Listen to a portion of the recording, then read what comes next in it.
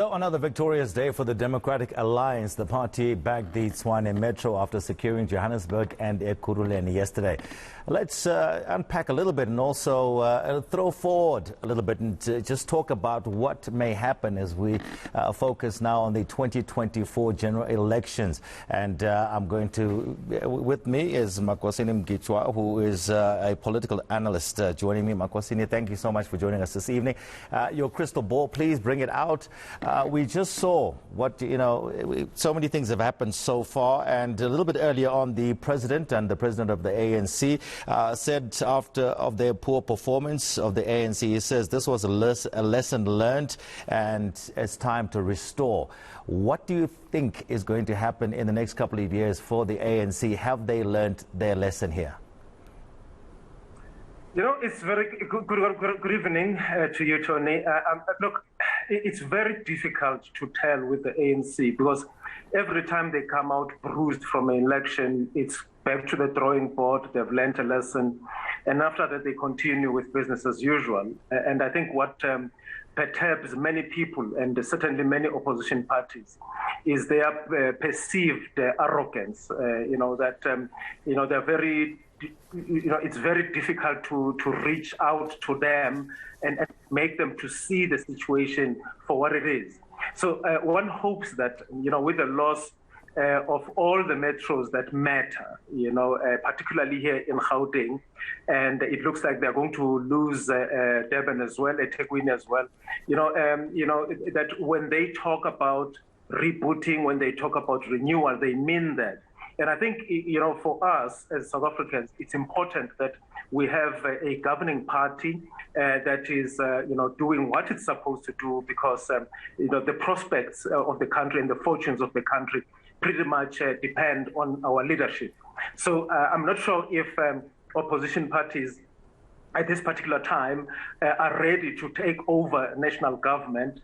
We still have the ANC, and if they say that they are going to go to the drawing board and they are going to try and learn from these mistakes, one hopes that they mean what they are saying.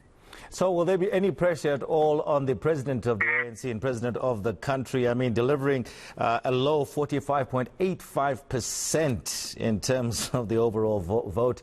What sort of pressure do you think is on him now?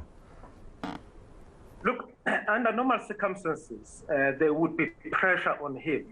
But I think if you look at the dynamics within the National Executive Committee of the ANC, I think he has managed to consolidate himself within that NEC. I don't know, and I don't think that there would be anyone who would be able successfully to challenge him at the level of the NEC to say that, you have been leading the ANC and the ANC has done horribly in the election. I don't think that, such an attack or such an uprising within the NEC would gain any traction.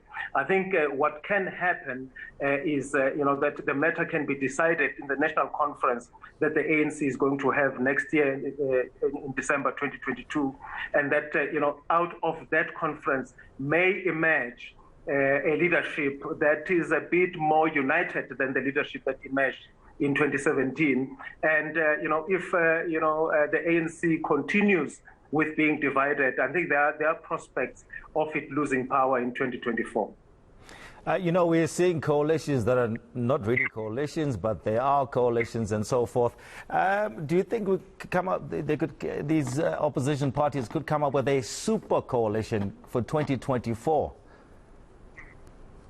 Look, here it's possible, and what makes it possible is that if these opposition parties can manage to keep the ANC below 50%, let's say in the 2024 general election, the ANC gets 45%, then the ANC would be desperate for the EFF to help it to govern.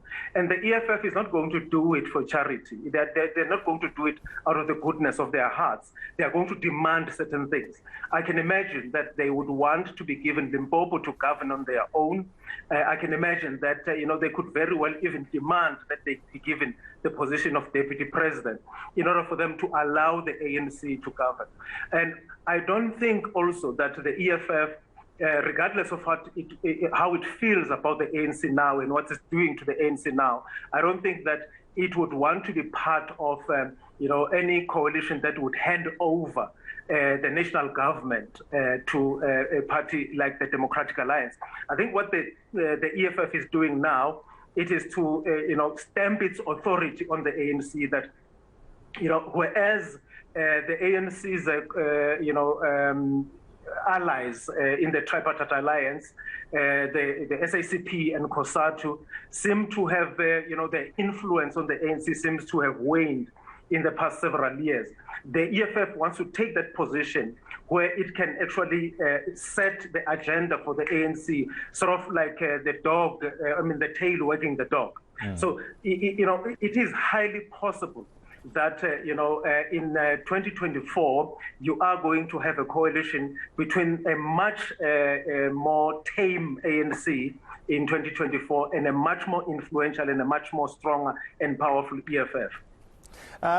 Lastly, so they've lost in the influential metros and so forth. It's going to be very difficult for the ANC to regain these metros if these coalitions perform well. And it also depends, I'm sure, on how the ANC plays its card from the benches, the backbenches. Look, I think that, the coalitions that are being formed now, in my view, they don't give me a sense that they're going to be stable. The DA in Ekurhuleni, for instance, has just been given power when it was not even expecting it. So the EFF is pretty much deciding who becomes a government, even whether you want their support or not. So they can also decide when that coalition government collapses. So much is dependent on the EFF, and there are so many dynamics that make all these, coalitions unstable, in my view. Let's take, for instance, in KwaZulu-Natal, where the ANC and the IFP had some kind of an agreement, and that, where the ANC has the majority of votes, it will govern. Where the IFP has the majority of votes, it will govern. But that, agreement has collapsed because the ANC refused to give the IFP one economic hub, either Durban, Mhlatuzi, Richards Bay, and Newcastle. And now the IFP has taken Newcastle. The IFP or the DA are likely to take eThekwini. So all these coalitions, in my view, from the beginning, they seem to be unstable.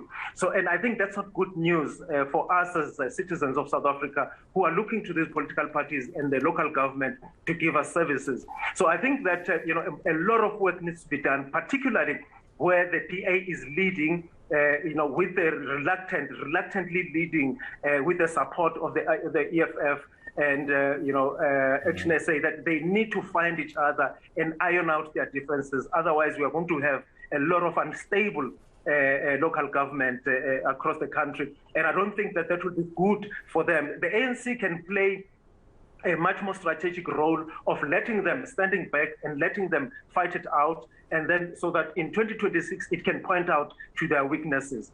Yeah. It could also be tempted to take over power and get itself involved in that situation where the EFF is in control. So in 10 seconds, if I'm hearing you correctly, are you saying the EFF are the real winners in Gauteng? I think the EFF is controlling a lot of municipalities in the background, is controlling a lot of metros, and I think that, the DA has to find a way of making peace with that fact. Otherwise, they will lose power. If the ANC wants to take over, it will take over. But as I said before, I don't see much stability going forward.